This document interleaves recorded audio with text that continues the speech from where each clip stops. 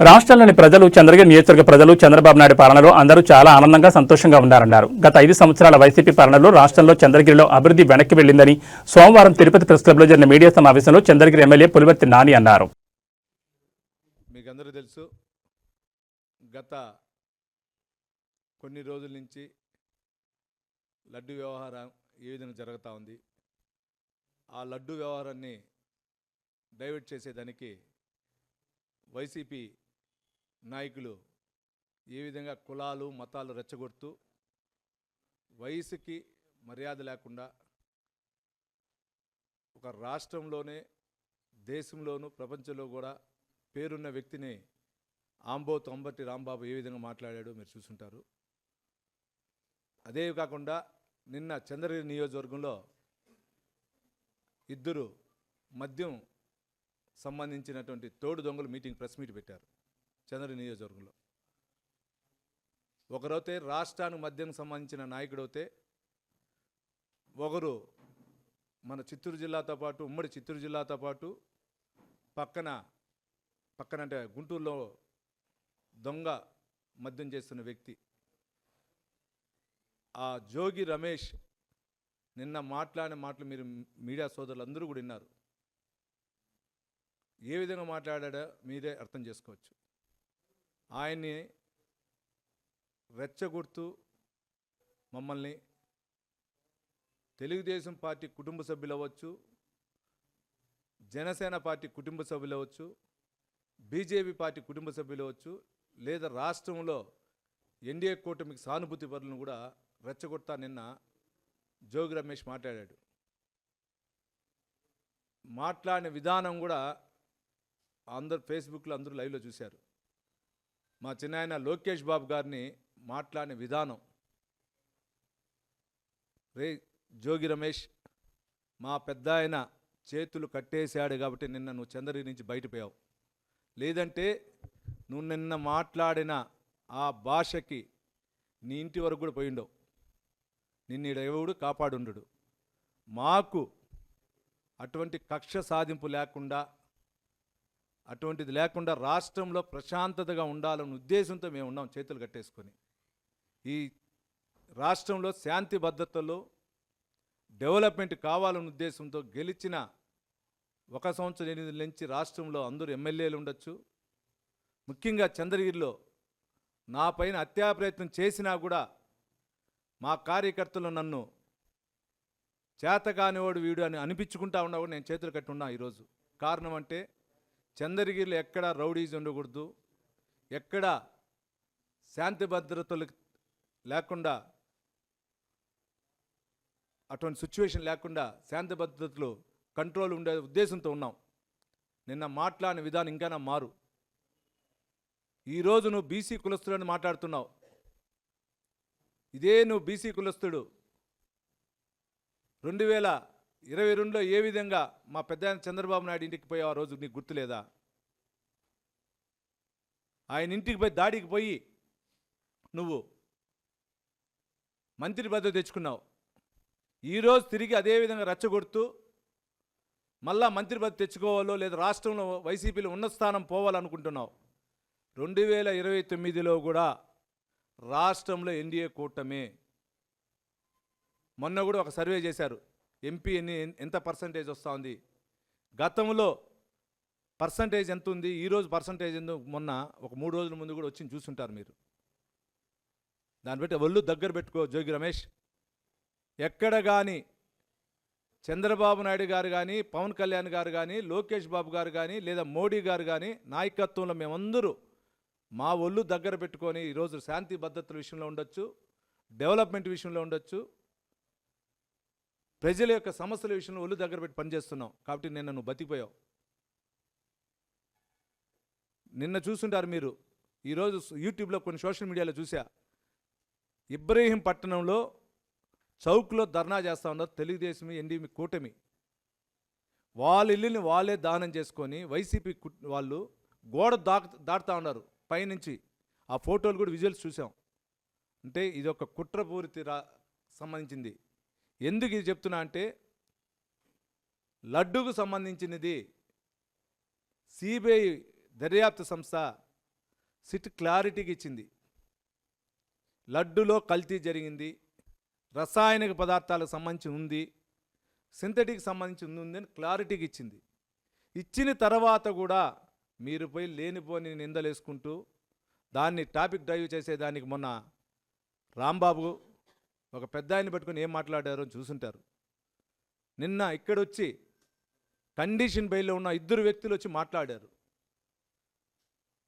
ఇక్కడ press meet పెట్టాల్సి మళ్ళా చంద్ర నియోజకవర్గంలో ఈరోజు 1 సంవత్సరం ఎన్నికల్లో శాంతి భద్రతలు బాగుంది.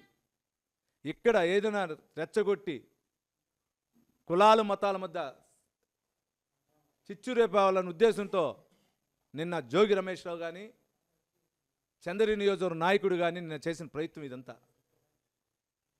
మొన్న చంద్రగిరి నియోజకవర్గ నాయకుడు బెయిల్ మీద వచ్చిన వెంటనే బయట చెప్పాడు, నేను చంద్రగిరి నియోజకవర్గంలో డెవలప్మెంట్ అవుతా ఉంటే చంద్రబాబు నాయుడికి నచ్చలా, అందుపైన నన్ను ఏదే విధంగా అనదొక్కాలనుకుంటున్నాడని. నాయనా చంద్రగిరి నియోజకవర్గ నాయకుడు, నిన్ను ఎక్కడా చంద్రబాబు నాయుడు గారు అడ్డుకోలా. నేను ఎమ్మెల్యేగానే నిన్ను పట్టించుకోవట్లా. మా నాయకుడికి అంత అవసరంలా, నీ గురించి పట్టించుకోని అంత అవసరం లే. మీ వైసీపీ పార్టీకి సంబంధించిన వాళ్ళే నువ్వు రాకూడదు నాయరా అని రోజు దండాలు పెట్టుకుంటున్నారు. రాష్ట్ర ప్రజలందరూ చెప్తున్నారు. నీకు అసలు సెంట్రల్ ఆఫీసులో కూడా క్యాబిన్ లేదని కూడా చెప్తా ఉన్నారు చాలామంది. మేం కాదు నేను తొక్కుతా ఉండేది. నువ్వు గతంలో 5 సంవత్సరాల్లో నువ్వు అందరినీ ఏ విధంగా తెలుగుదేశం నాయకులను వేధించావో ఆ విధంగా వైసీపీ వాళ్ళని కూడా వేధించి గురువుల్ని పాటించి తరిమినట్లు చేశావో వాళ్ళందరూ కూడా నీపైన ఉండారు నాయన. మేమెవరు లేదు. నేను కానీ ఎమ్మెల్యేగా నేను కానీ ఎన్డీఏ కూటమి నాయకులు కానీ ఎక్కడ నీ గురించి ఆలోచించట్లా. నీ గురించి కానీ లేదా నీ కుటుంబ సభ్యుల గురించి మేము ఎక్కడ ఆలోచించట్లా. మేము ఓన్లీ డెవలప్మెంట్ పైన వెళ్తున్నాం. 10 సంవత్సరాలు చంద్రగిరి నియోజకవర్గంలో డెవలప్మెంట్ లేనిది డెవలప్మెంట్ జరగాలని ఉద్దేశంతో వెళ్తున్నాం. అంతేగా నిన్ను అనగదొక్కాలని ఎక్కడాలా. నిన్న ఇంకో మాట మాట్లాడావు చంద్రగిరి నాయకుడు, మేము కానీ తలుచుకుంటే మేము కానీ వస్తే ఏమి చూపిస్తామని. నువ్వు రావు. ఇదే ప్రెస్ క్లబ్లో 2020 చెప్తున్నా. నా ప్రెస్ మీట్లో కూడా నేను ప్రెస్ క్లబ్లోనే పెడతా. 90% నా ఆఫీస్లో కూడా పెట్టాను. ఈరోజు కూడా చెప్తున్నా, 2029లో చంద్రగిరి నియోజకవర్గంలో తెలుగుదేశంలో నేనే గెలుస్తా. రాష్ట్రంలో తెలుగుదేశం పార్టీ ఎన్డీఏ కూటమే గెలిచింది. రాసుకో. ఎందుకంటే ప్రజలకి నిత్యం అందుబాటులో ఉంటా ఉన్నావు. నువ్వు ఎక్కడ ఏం చేయలేవు. నీ గొబ్బెంలో భయం పడేదానికి ఎవరులే. నేను చెప్పాను కదా ఇంతకుముందు కూడా, మా కార్యకర్తలు నన్ను చేతగానోడు అంటా ఉన్నా కూడా ఓర్చుకొని పోతున్నాం. మాకు డెవలప్మెంట్ కావాలని. నిన్ను చూసో నిన్నెవరు కాదు. రాష్ట్రంలో వదిలేసినారంటే రాష్ట్రంలో మొత్తం కూడా తెలుగుదేశం కుటుంబ సభ్యులు అందరూ కూడా చేతులు కట్టుకొని శాంతి భద్రత ఉండాలి, రాష్ట్రం డెవలప్మెంట్ పోవాలి. 5 సంవత్సరాలు వెనకాల పోయినటువంటి రాష్ట్రం ముందుకు పోవాలన్న ఉద్దేశంతో ఎన్డీఏ కూటమి అందరూ కూడా ఉన్నారు. ఎక్కడ కానీ ఎవరికో భయపడి లేరు. భయపడి ఉంటే మేము 151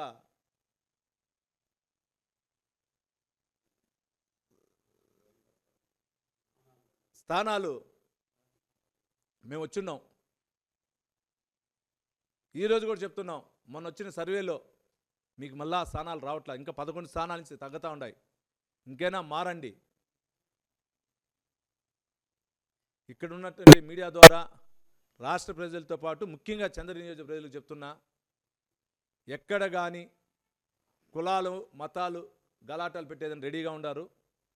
మనం ఎక్కడ కానీ ముఖ్యంగా ఎన్డీఏ కూటమి సభ్యులు ఉండొచ్చు, Telugu Desam party, Janasena party, BJP కుటుంబ సభ్యులు ఉండొచ్చు. దాంతోపాటు ప్రజలు కూడా అందరూ గుర్తుంచుకోండి, చంద్రగిరి నియోజకవర్గంలో శాంతి భద్రతలు కానీ ఎవరైనా లేకుండా చేయాలంటే వాటిని నేను ఒప్పుకోను.